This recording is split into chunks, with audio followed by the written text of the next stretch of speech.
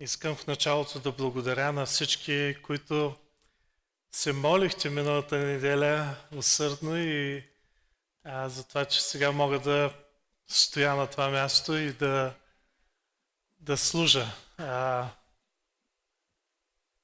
Тези от вас, които са преживявали такива болки в кръста от дископатия, знаят какво е страданието, неприятно. Но благодарим на Бога, че имаме силен Господ, който възстановява, изцерява и който можем да прославяме в живота си, нали? Той е чудесен. Чудесен е и чудесно да бъдем в Неговото присъствие. Тази сутрин просто вярвам, Бог ме води. Аз вчера, докато се подготвях, се молих доста време Господ да ме води какво точно да споделя на църквата. И имам няколко послания, които така имах желание да проповядвам. Едното от тях по времето на службата, когато Майкъл говори, Бог ми даде слово, което съвсем нямаше нищо общо с апокалиптичната тема, която освободи Майкъл. Друго дойде по време на училището, което имахме, и така викам, някой път ще говоря в църквата за църквата. Ние се нуждаем да слушаме повече за църквата, какво е тя, и онези, които не бяха на училището, и те да разберат нали, какво е нашето становище за църквата. Имаме какво да си кажем по въпроса, защото напоследък се разпространяват какви ли не учения и разбирания за църквата, и Бог иска църквата му да бъде наистина един здрав организъм, в който той да се проявява и чрез който той да служи в този свят. И всичко, което се опитва да омаломощи църквата, да я направи слава и да бъде инфалтивна, да не може да дава плод и да извършва предназначението си, е антихристко. Нали? Защото антихрист е този, който е срещу Христос, а ние сме тяло Христово. Всичко, което е против църквата, е против Христос. Ние трябва да бъдем много чувствителни, много внимателни, да не бъдем повлияни, да не подражаваме на този дух на антихрист, който в последно време все повече и повече ще се проявява. И той ще бъде насочен към вярващите. Разбирате ли? Той няма да е насочен към невярващите. Невярващите не са в църквата. Какво да ги атакува дявола?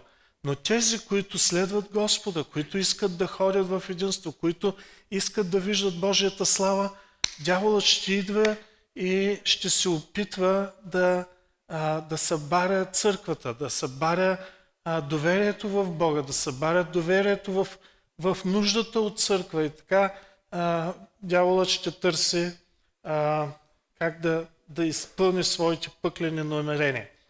Но се молих и Господ Святия Дух ме заведе в друга посока.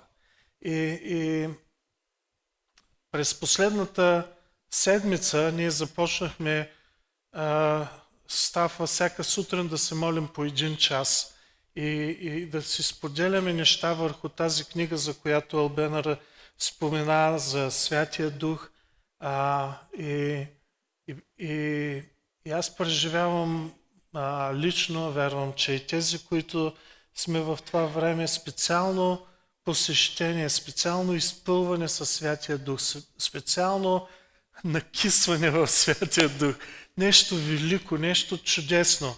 И насърчавам всеки един от вас да търси това приближаване до Бога.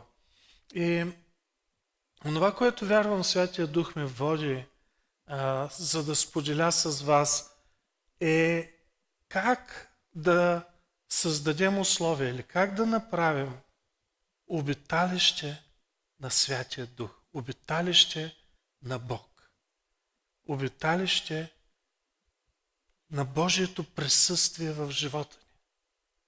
Вижте, откакто човек се греши в Едемската градина, това е най-голямата нужда и копнеж на човека. Защото най-голямото наказание за греха на Адам и Ева беше те да бъдат отделени от Бога, отделени от Божието присъствие.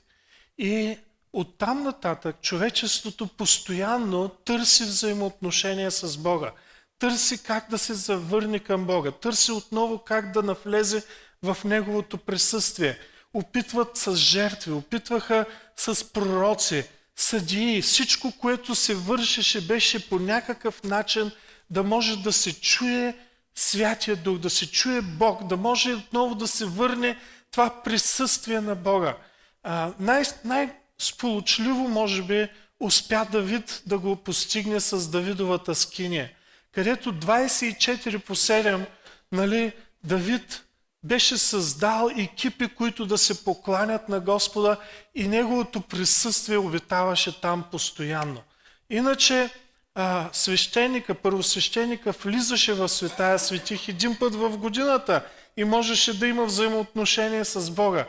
Колко от вас биха искали да имат взаимоотношение с жена си един път в годината? Какво взаимоотношение е това, нали?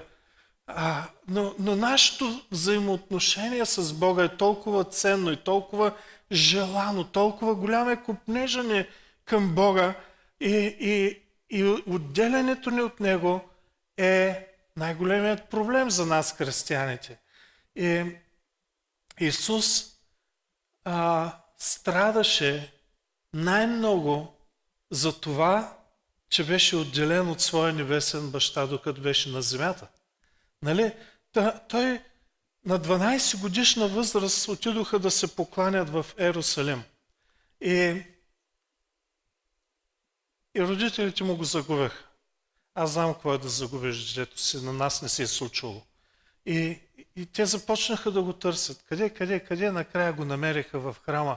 Той каза, къде може да съм освен в дома на отца си? Той там обичаше да престоява. Той искаше да бъде в Божието присъствие. След това го виждаме, когато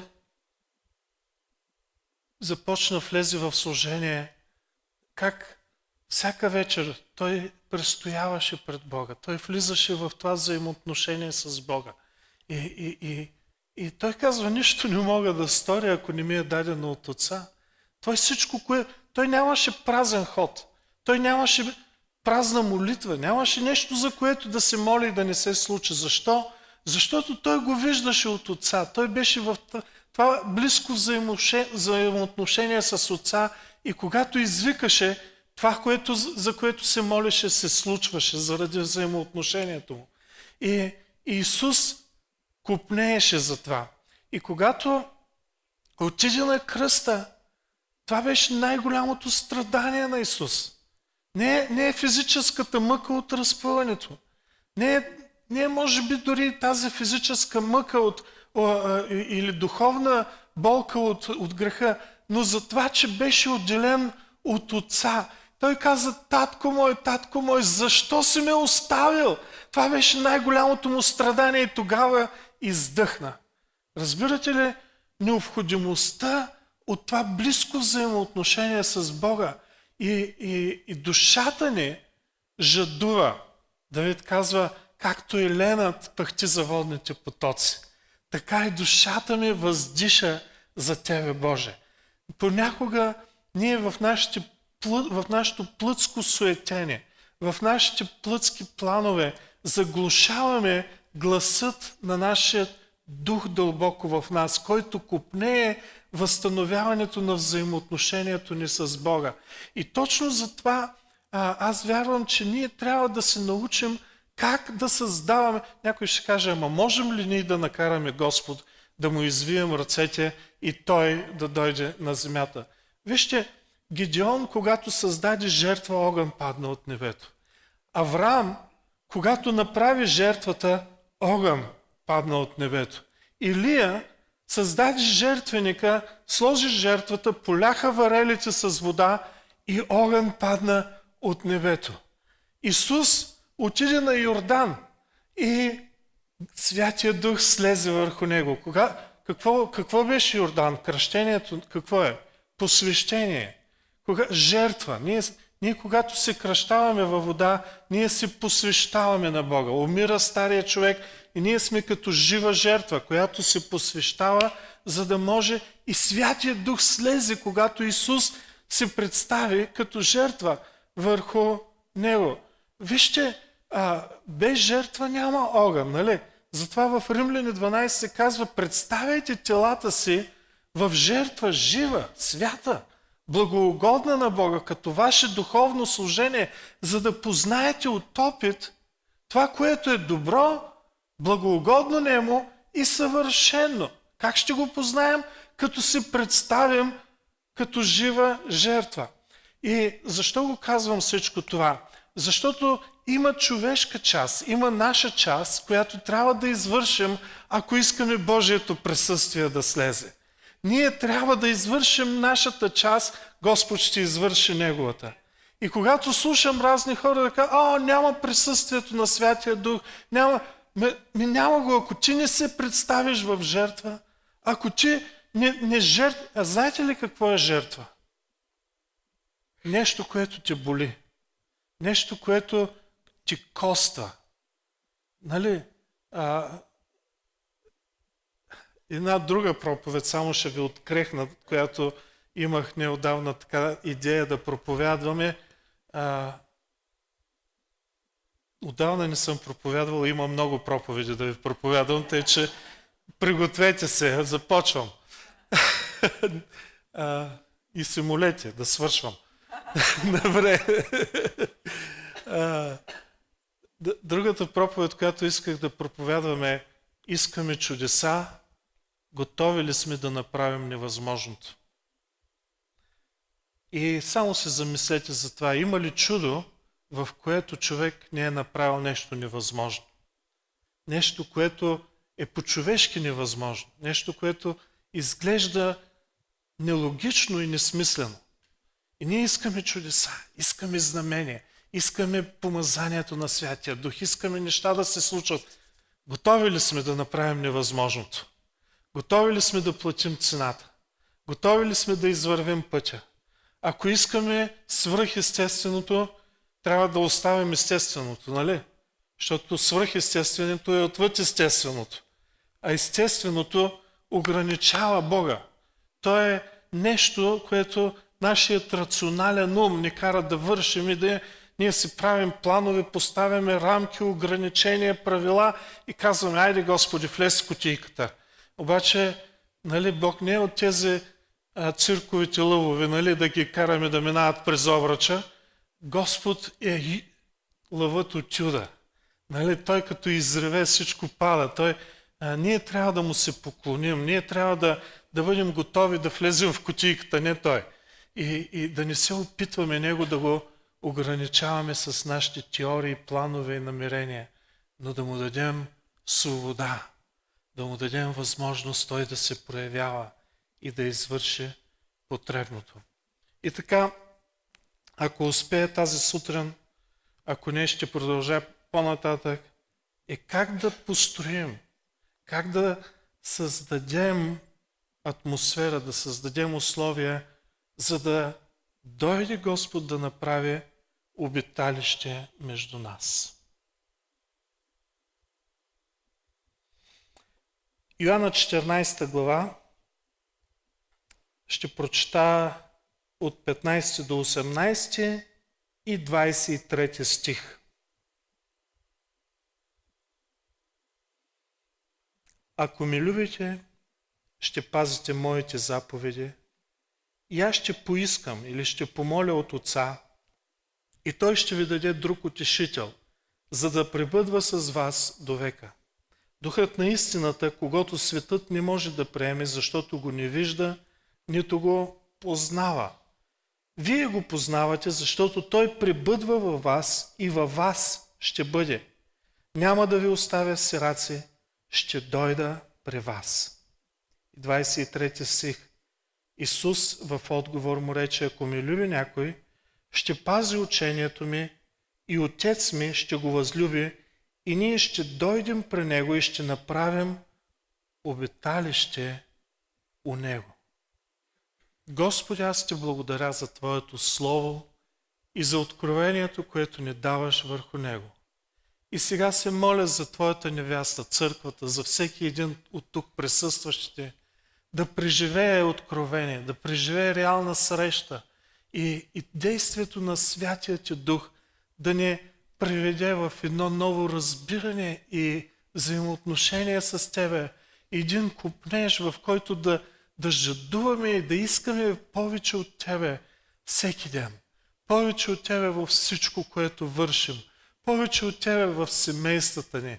Повече от Тебе в църквата ни, Господи, в нацията ни, в града ни, на всяко място, където отидем. Твоето присъствие да бъде силно изявено и Ти да бъдеш прославен между нас. Благословено да е името Ти. Халелуя. Амин. Йоанна 14 глава много често се цитира и проповядва от проповедниците и тя отразява момент от живота на учениците преди Исус да бъде разпнат и да се отиде от тях. Исус ги подготвяше за този момент. И Той им каза, вие вярвайте в Бога, вярвайте и в мене. В дома на отца ми има много обиталища. И аз отивам и ще ви приготвя обиталище. И когато отида, пак ще дойда и ще ви взема. И Исус ги подготвяше за всичко това.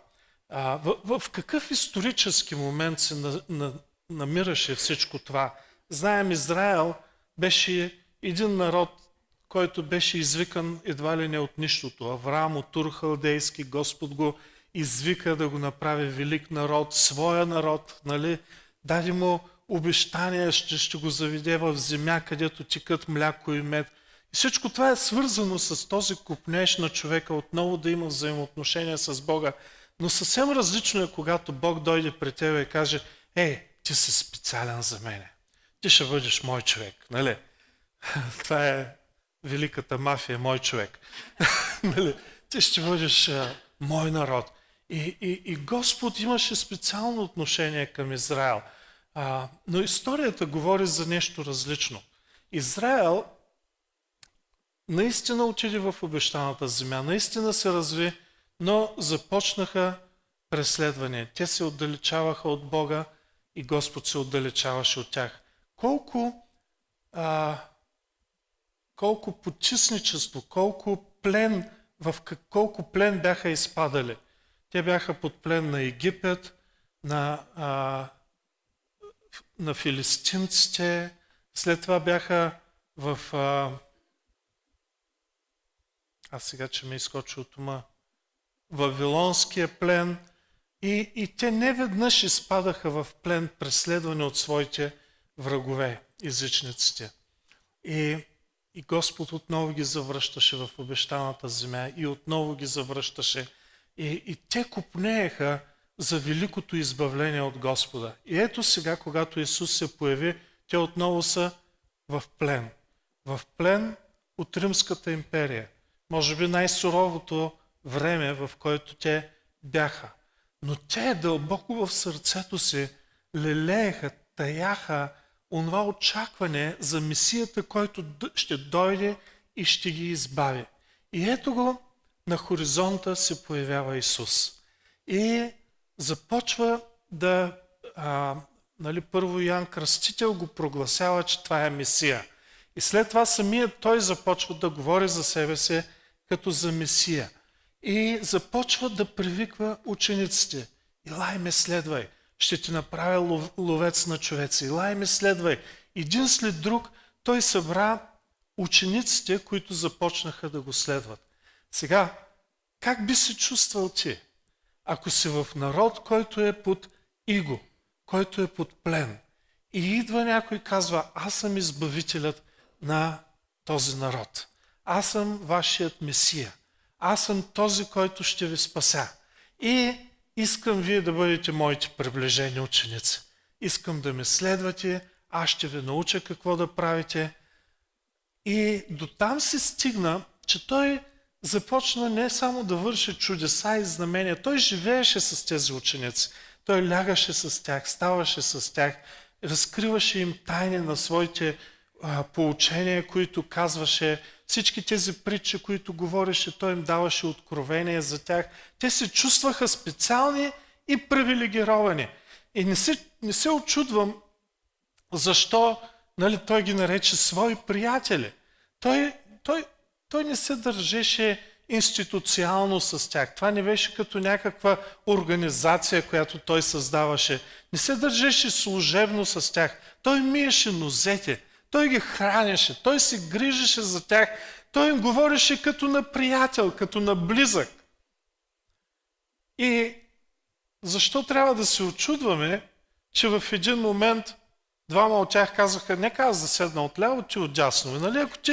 Ако това е баща ти и той е царя, нали, на царете, какво ти пречи ти да кажеш, искам и аз една позиция така до тебе. Нали, ще ме уредиш ли? Ти си ми все пак най-близък.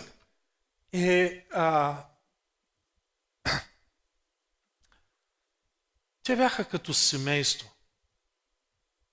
Някой ще каже, ма защо смяташ, нали? Той ги нарече да, той когато майката на Исус дойде да го търси, той каза, кой ми е майка? Нали? Вие, които ме следвате.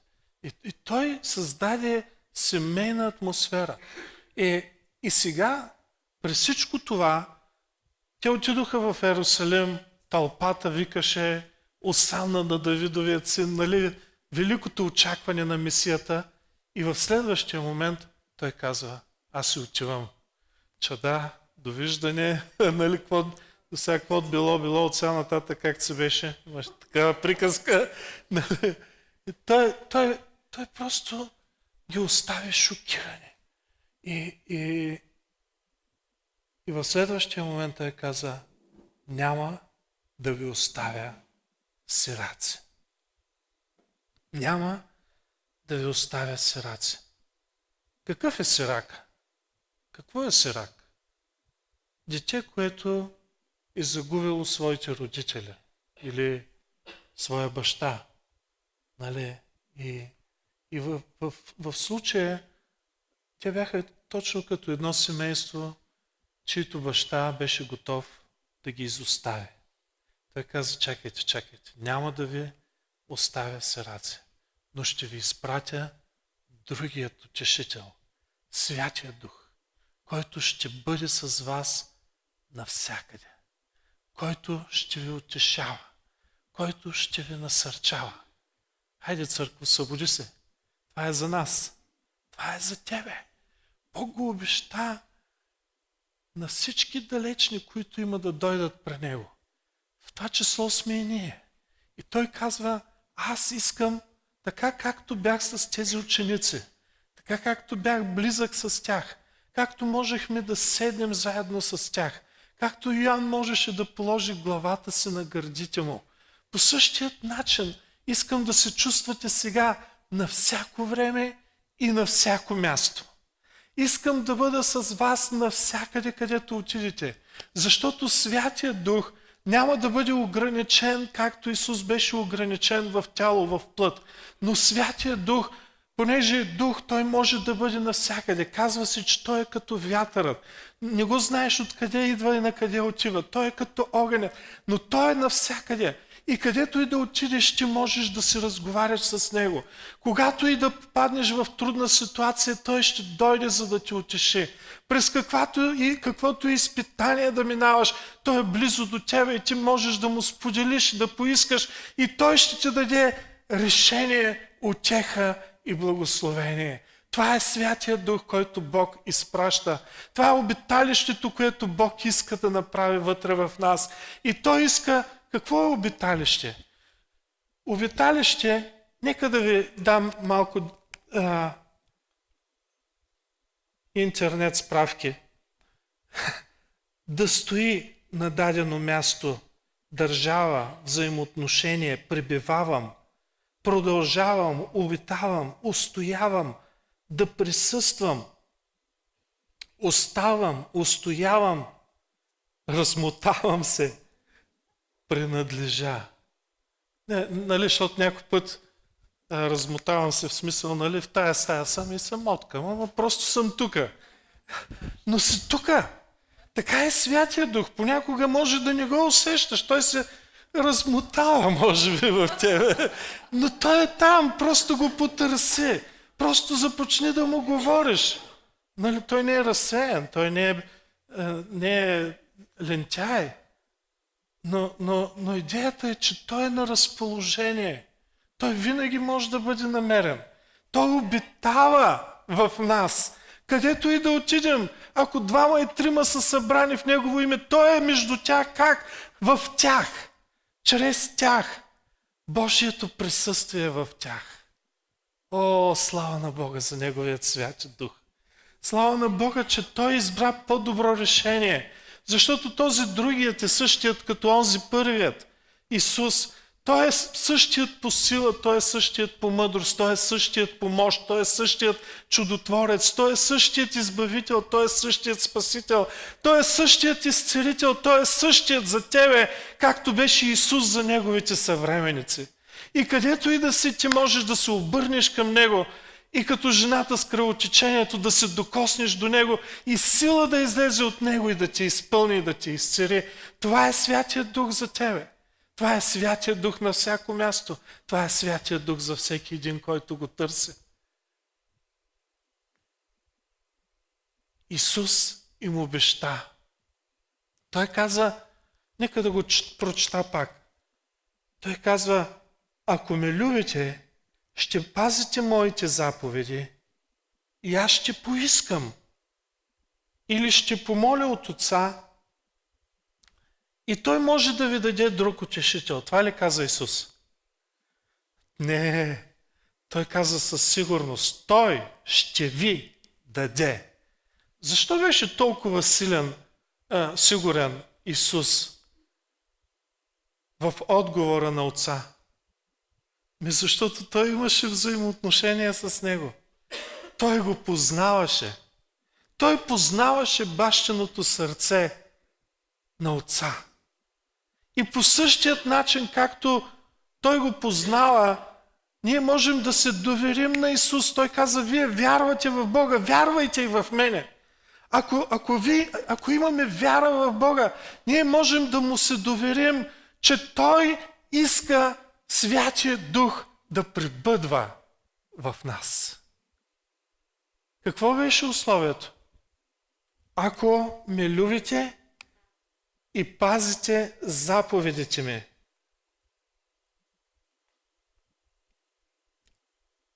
И 23 стих, който е основният, Исус в отговор им рече, ако ме люби някой, ще пази учението ми и Отец ми ще го възлюби и ние ще дойдем при Него и ще направим обиталище у Него. Ще направим обиталище у Него. Ако ме люби някой, ще пази учението ми и ние ще направим обиталище в Него. Велико, нали? Велико е. Толкова е чудесно. Господ казва, че е издигнал Словото си повече от своето име. Някой напоследък чувам такива глупави изрази, като да не направиш Словото свой идол. Това е простотия на шия. Нали? Как можеш да направиш Словото идол? Идол е нещо, което, нали, ако Бог е тука и ти му се покланяш, идол е нещо, което те кара да се обърнеш от Бога и да се покланяш на Него. Но Бог казва, че е Словото. В началото беше Словото и Словото беше у Бога и Бог беше Словото. И ти не можеш да се покланяш към това Слово и да бъде идол, защото ти си обърнат към Бога.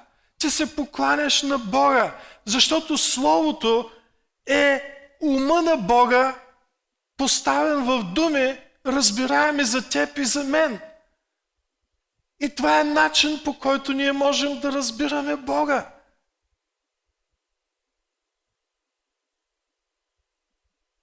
Бог иска да обитава вътре в нас. Бог иска да направи обиталище в тебе. Бог иска да направи обиталище в мене, в нас. Бог иска да се движи в църквата ни, да се движи в домовете ни. Всеки ден да можем да чуваме гласът Му, да следваме нашия чудесен Господ и да бъдем заедно с Него.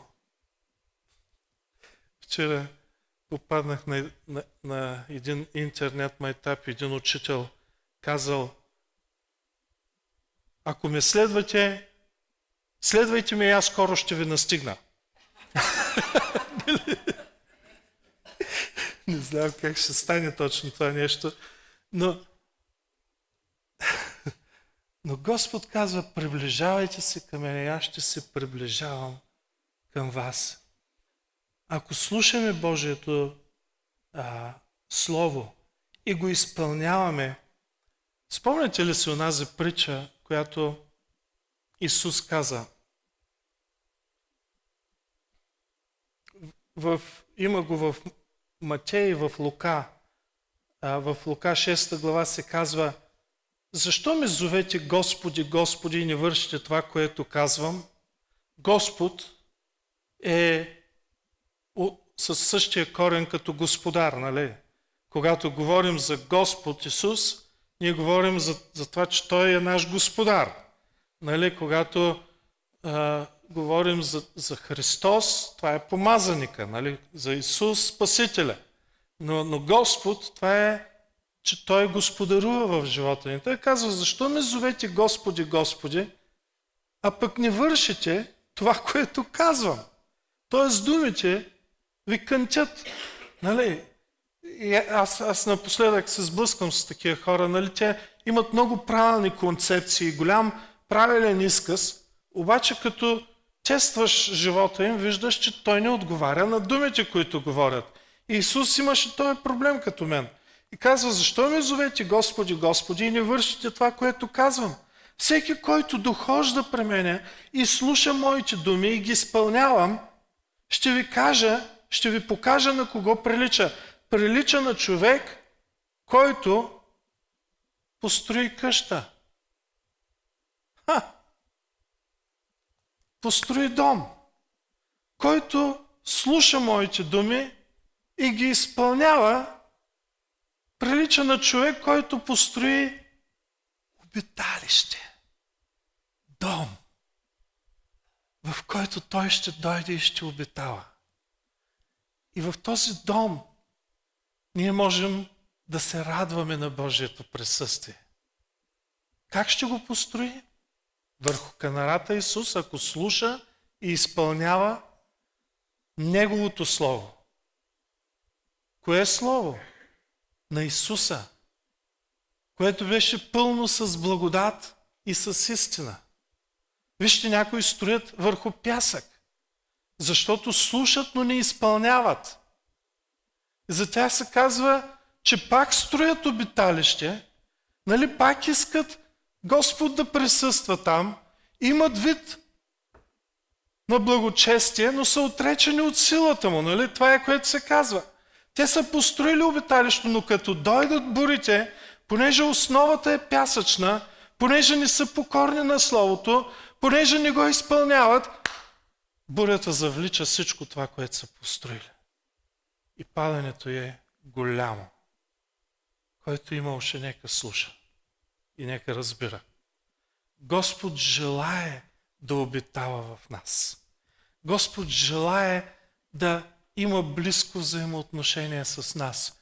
И Той не посочва път как можем да построим обиталище за Него. Той не дава инструкция как можем да постигнем това. Нали, когато слушаме Божието Слово, строим обиталище на Бога върху канара.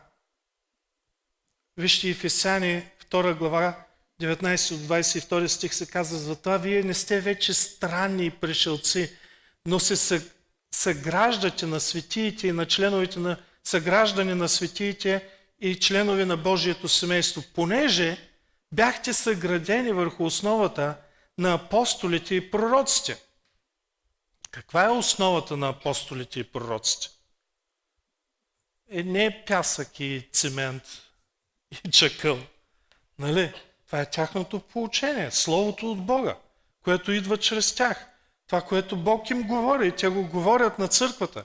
Спомнете си за ранната църква. Те постоянстваха в поучението на апостолите. И Бог ги назидаваше и ги изграждаше. И те растяха и се умножаваха. Защо? Как? Защото постоянстваха в поучението на апостолите. Божието Слово слизаше чрез пророци и апостоли. Те слушаха това Божие Слово и бяха назидавани, изграждани и се изграждаше Божието семейство. Понеже апостолите и пророците, понеже бяхте съградени върху основата на апостолите и пророците, като е крайъгълен камък сам Христос Исус. Това е много ценно допълнение. Слушал съм за крайъгълните камъни, не че съм чак такъв експерт, но казват, крайъгълният камък е дялан камък, който има прави ъгли, вертикален, нали? Хоризонтални и вертикални. Когато сложат крайъгълния камък, започват да строят стената и нареждат камъните един до друг и следват линията на дялания камък. Нали? И трябва да се равнят по това, което камъкът показва посоката. Другите, които са на съседната стена, те пък се равняват по линията на този ръб, който води в тази посока. Тези пък, които се надграждат отгоре, се следват вертикалният ръб, който посочва вертикалната права, която трябва да се гради. И по този начин ние, които се получаваме от Божието Слово, в края на краищата, всичко, което правим, е да се равним по Исус Христос. И да видим дали то съответства с Божието Слово, но и с живота, с действието, с Словото на Исус Христос. Той е нашият крайъгълен камък. По него ние правим равни. С тези, които са ходили в казармата, знаят. Нали, първият поставя забива кола, прави на делвичка, другия до него и така нататък. Нали, и гледаме надясно, трябва да няма изпъкнали шкембета, всичко да е на една линия и така нататък. Обаче нашият крайъгълен камък е Исус Христос. Ние се равним по него. И върху когото всяко здание, стройно сглобено, расте за храм свят на Господа. Там Господ обитава, в който и вие, ти, аз, всеки един, се вграждате заедно, как? В духа за Божие обиталище. Чухте ли го? Всичко това, поучението на апостолите, на пророците, сравняването с Исуса, действието на Святия Дух, ето го, ни прави да се изграждаме всички, за да бъдем обиталище на Святия Дух. Той да присъства между нас. И ако ние започнем наляво или надясно, тогава няма да имаме това осветено място за Божието присъствие. Кого слушаме? Дали дяволът, дали Бог, дали Святия Дух или нечисти духове? Духът е, който дава живот. Плътта нищо не ползва. Понякога може да слушаме и собствените си амбиции. Йоанна 6,63. Плътта нищо не ползва. Думите, които съм ви говорил, дух са и живот са. Какъв е дяволът? Лъжец, крадец и убиец. Как убива? С думи, с лъжи, с това, че краде от благословенията на Бога, от божествения живот. Бог идва с духа си, който е животворящ. Искаме да бъдем изградени, черпим от Святия Дух. Искаме да имаме съживление, изпълваме се с духа. Искаме нещо да се случи, за да видим Божието царство да расте. Каним Святия Дух. Той е този, който ни изгражда. Той е този, който ни усъвършенства. Той е този, който прави реално Божието присъствие в живота ни. Ако Бог не обитава в твоя дом, дяволът може да се върне, не казва Божието Слово със 7 по-зли. Нали? Ако ние не се изпълваме със Святия Дух, ако ние... как беше да се... Как се изпълвахме? Как беше обиталището на Святия Дух? Нали? Който слуша и се покорява. И ако не слушаме и се покоряваме, тогава не се изпълваме със Святия Дух.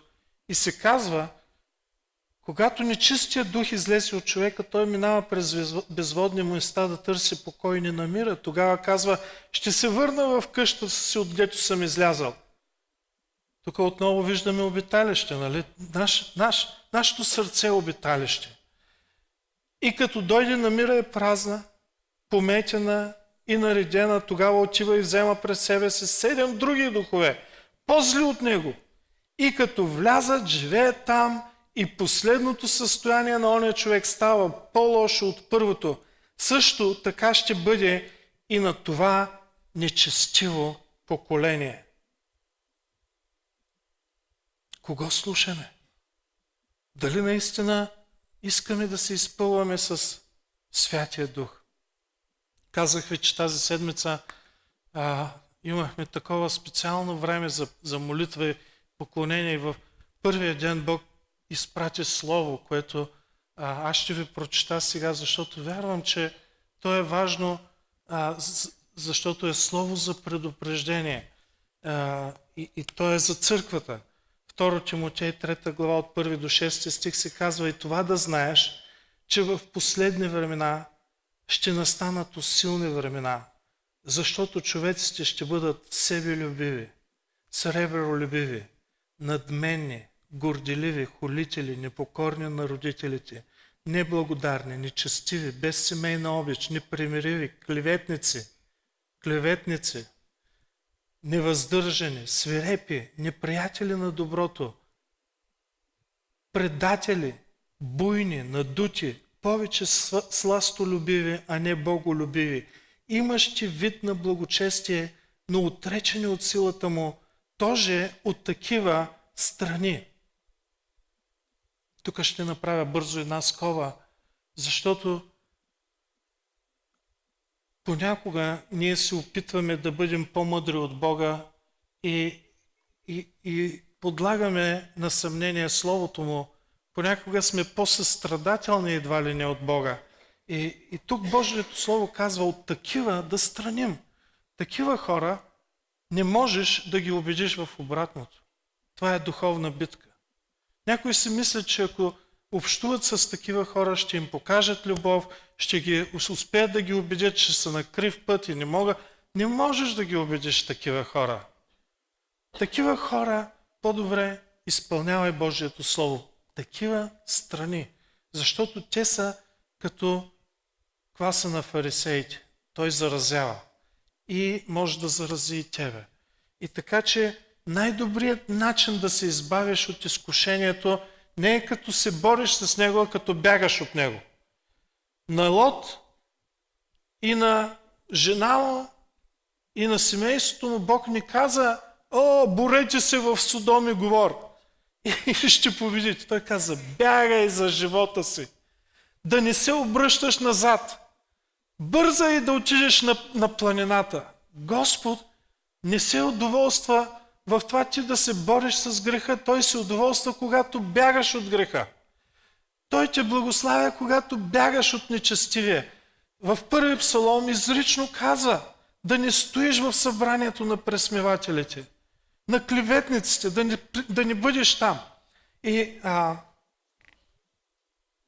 тоже от такива страни, защото от тях са ония, които се вмъкват в домовете и вижте, вмъкват се в домовете и помамват обременени с грехове женища, водени от различни страсти. И следващото пак 1 Тимотея 4 глава. Духът изрично казва, че в последни времена някои ще отстъпят от вярата и ще слушат измамливи измамителни духове и бесовски учения, чрез лицемерието на човеци, които лъжат, чиято съвест е прегоряла, които запрещават жененето и заповядват въздържането от ястия, които Бог създаде, за да се употребяват с благодарение от тия, които вярват и разбират истината.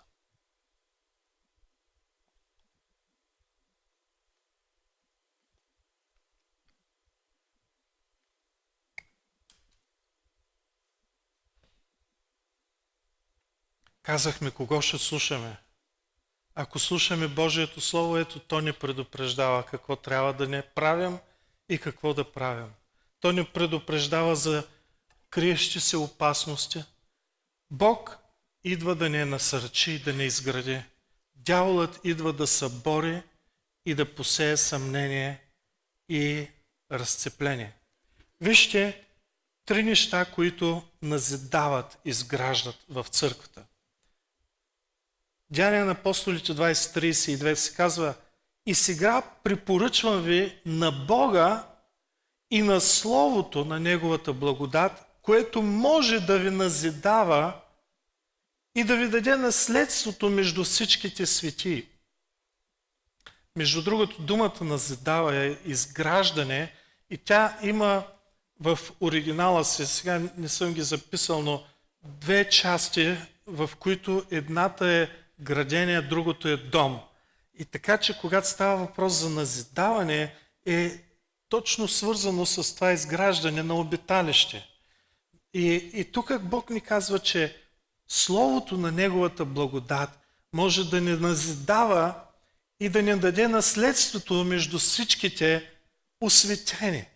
Някои си казват: ама защо нямам Божиите обещания в живота си? Ето, Божието Слово ти отговаря, че ако ти приемаш Словото на Неговата благодат, то е това, което може да те назидава и да те въведе в обещанията на Бога. Какво е Словото на Неговата благодат? Какво е благодат? Обръщам се към Боян, той е експерта. Благодат е нещо, да получиш нещо, което не заслужаваш. Благодат има много значения на благодата, но благодата е свръхестествено проявление в живота ти, което Бог извършва независимо от твоите способности и заслуги и дела. Бог му дава благодат да проповядва. Това не е защото той е добър, но защото Бог го помазва, му дава благодат, му дава способност и той го прави с лекота.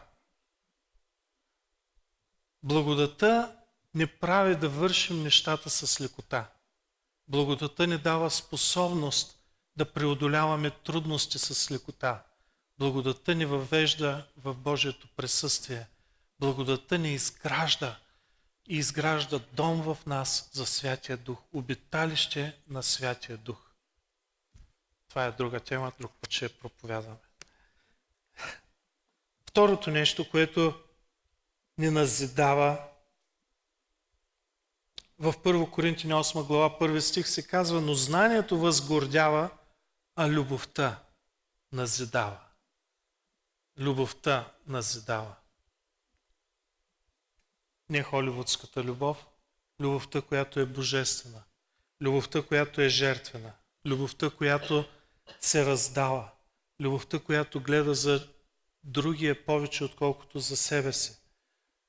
Ефесяни 4:16 се казва: от когото цялото тяло сглобявано и свързано чрез доставянето от всяка став според съразмерното действие на всяка една част изработва растението на тялото за своето назидание в любовта.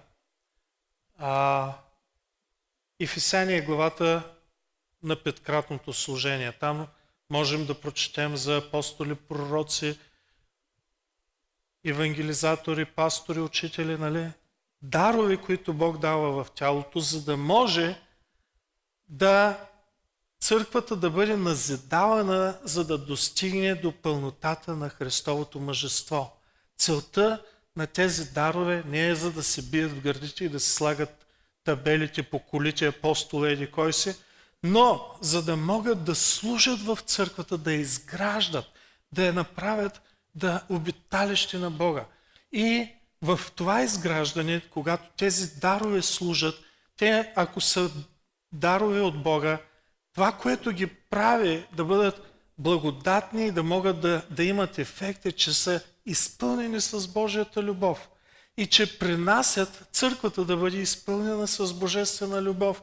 И това е, което прави църквата да се назидава. Какво беше да се назидава? Да изгражда обиталище, в което да присъства Бог. Виждате ли как са свързани нещата? Любовта е тази, която прави да обитава Бог в нас. И затова, когато Бог пребивава между нас, когато Божието обиталище е в нас, тогава се казва, плода на духа е любов, радост, мир, кротост, себеобуздание, дълготърпение, така нататък. Против тези неща няма закон. Как се появяват те в живота ни? Как се случват да ги имаме? Като сме изпълнени със Святия Дух. Като Святия Дух обитава вътре в нас. Третото нещо е говоренето на непознат език и пророчество. 1 Коринтияни 14:4. Който говори на непознат език, назидава себе си, а който пророкува, назидава църквата. Ето е отново тази дума. Назидава. Нали?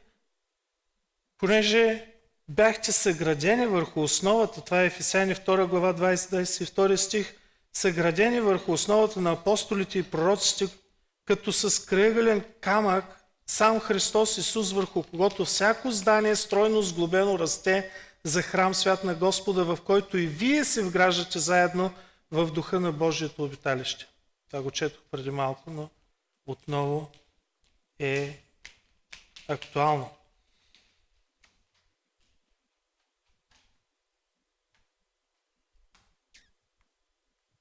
Аз ви споделих, че вчера особено вдъхновен от поучението на Джон Бевиер в тази книга за Святия Дух,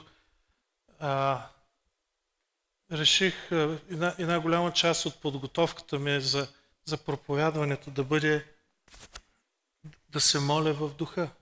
И тогава Бог ми даде това слово.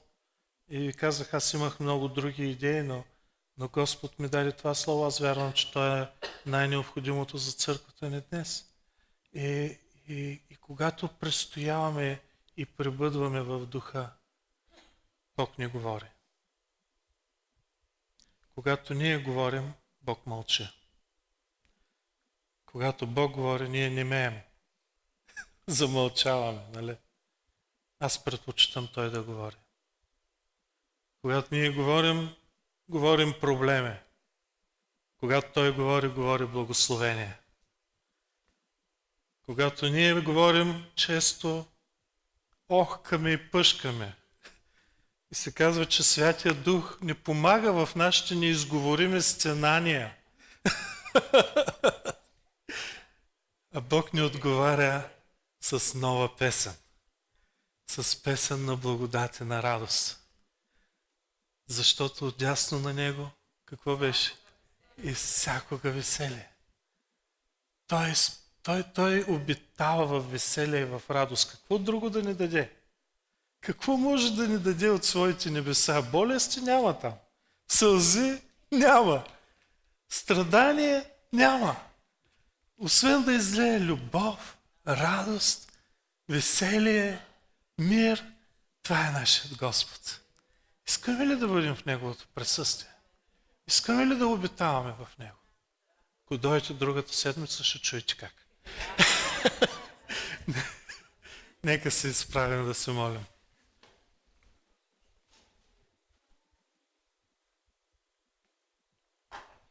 Халелуя, Господи, ние сме Ти толкова благодарни за Твоята милост и любов.